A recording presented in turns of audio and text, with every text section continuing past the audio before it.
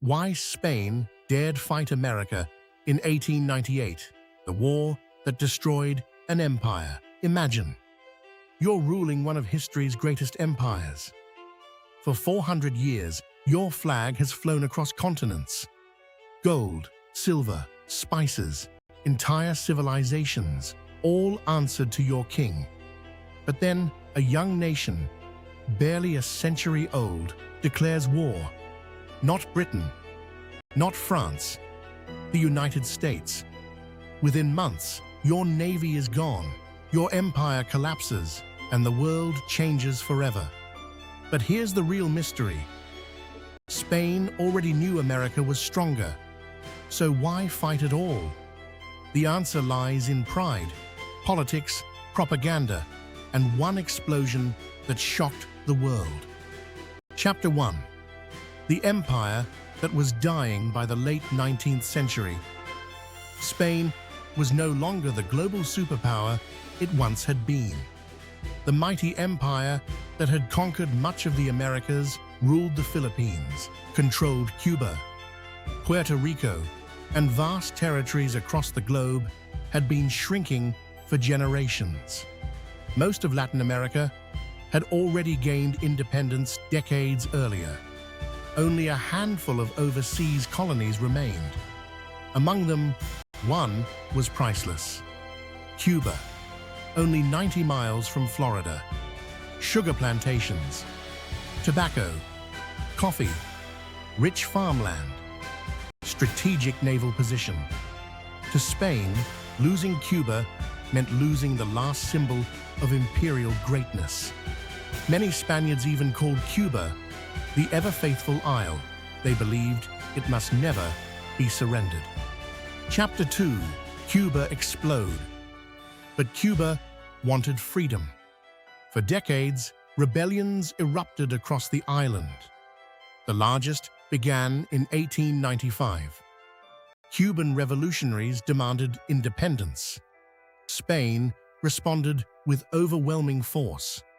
General Valeriano Weyler introduced what became known as the reconcentration policy. Hundreds of thousands of civilians were forced into guarded camps. The goal?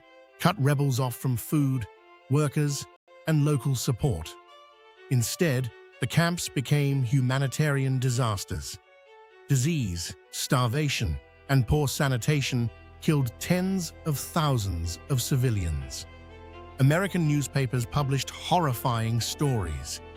Many reports were accurate. Others were greatly exaggerated. Either way, public outrage exploded. Chapter 3.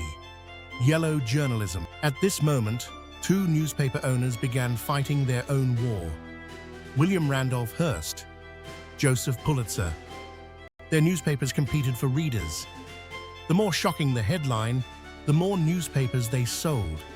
Huge illustrations, dramatic stories, graphic descriptions often stretched the truth. This became known as yellow journalism. Americans saw daily reports of Spanish cruelty. Some stories were genuine. Some lacked evidence. Many were impossible to verify. But facts mattered less than emotion. Millions of Americans became convinced. Spain had become a brutal tyranny that needed to be stopped. Chapter 4. America was changing. The United States itself was changing. Factories were booming. Steel production exploded. Railroads crossed the continent. Oil, coal, manufacturing all surged. By the 1890s, America had become one of the world's largest industrial economies.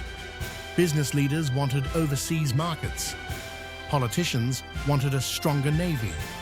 Strategists like Captain Alfred Thayer Mahan argued that great powers required powerful fleets and overseas bases. Many Americans began believing their country should play a larger global role. Cuba suddenly became far more than a nearby island. It became a question of influence. Chapter 5. Spain never expected this. Spain actually hoped to avoid war. The Spanish government knew the United States possessed enormous industrial resources. American shipyards produced modern steel warships. Its economy dwarfed Spain's. Spain's leaders attempted reforms in Cuba. Some politicians even discussed granting greater autonomy, but events moved faster than diplomacy. National pride trapped both governments. Spanish newspapers demanded resistance. American newspapers demanded intervention. Neither side wanted to appear weak. The pressure became unbearable. Chapter 6. The letter that made everything worse. Then came disaster. Spain's ambassador in Washington, Enrique Dupuy de Lome, wrote a private letter criticizing American President William McKinley. The letter described McKinley as weak and politically motivated. Cuban agents intercepted it.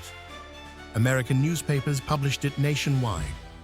Americans were furious. Spain apologized, but the damage was already done. Relations deteriorated rapidly. Chapter 7. The USS Maine. On February 15, 1898, the American battleship USS Maine exploded inside Havana Harbor. More than 260 sailors died. No one immediately knew why. Yet newspapers immediately blamed Spain. "Remember the Maine" became America's rallying cry. Calls for war echoed across the country. Modern investigations tell a different story. The 1976 Admiral Hyman Rickover investigation concluded there was no convincing evidence Spain deliberately destroyed the ship. Many historians today believe an internal coal bunker fire may have triggered the explosion. The exact cause remains uncertain. But one fact is clear. At the time, most Americans believed Spain was responsible. That belief mattered far more than certainty. Chapter 8. Why did Spain fight? So why didn't Spain simply surrender Cuba? Because politics often ignores military reality. Giving up Cuba voluntarily would have destroyed the Spanish government. Many military officers demanded resistance. National honor became more important than military logic. Leaders believed abandoning Cuba without a fight would trigger political chaos at home. Some hoped European powers might eventually intervene diplomatically. Others believed the United States lacked the determination for a prolonged overseas war. It was a catastrophic miscalculation. Chapter 9. A war that lasted only months. Congress declared war in April 1898. The results shocked the world. In Manila Bay, Commodore George Dewey destroyed the Spanish Pacific Fleet in just a few hours. American losses were astonishingly small. Then, in the Caribbean, Spain's Atlantic Fleet attempted to escape Santiago Harbor. American ships opened fire. Within hours, nearly the entire Spanish fleet had been destroyed or driven ashore. The naval balance was overwhelming. Spain simply could not replace its losses. Control of the seas vanished almost overnight. Chapter 10. The Fall of an Empire. The Treaty of Paris ended the war later that year. Spain lost Cuba, Puerto Rico, Guam, and sold the Philippines to the United States for $20 million. 4 centuries of imperial dominance effectively ended. For Spain, the defeat triggered a national crisis. Intellectuals questioned the country's future. Military reforms followed. Political divisions deepened. Historians still refer to this period as the disaster of 1898. Chapter 11. The Rise of America for the United States. Everything changed. America suddenly possessed overseas territories across 2 oceans. Its navy became one of the world's most respected. Its influence expanded into Asia and the Caribbean. Many historians view 1898 as the moment America emerged as a global power. A nation that once focused almost entirely on its own continent now possessed an overseas empire. The 20th century would never look the same again. So, did Spain fight because it believed it could win? Not really. Spain fought because nations don't always choose war based on military strength.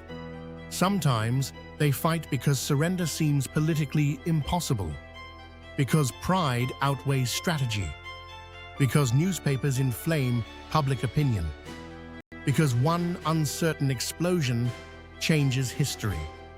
The Spanish-American War lasted only a few months. Yet in those few months, one empire ended and another began. History wasn't decided only by cannons and battleships. It was decided by politics, public opinion, and the choices leaders believed they could no longer avoid. If you enjoy documentaries that reveal the real stories behind history's greatest turning points, subscribe to Iron Sutra, because history is never as simple as it first appears.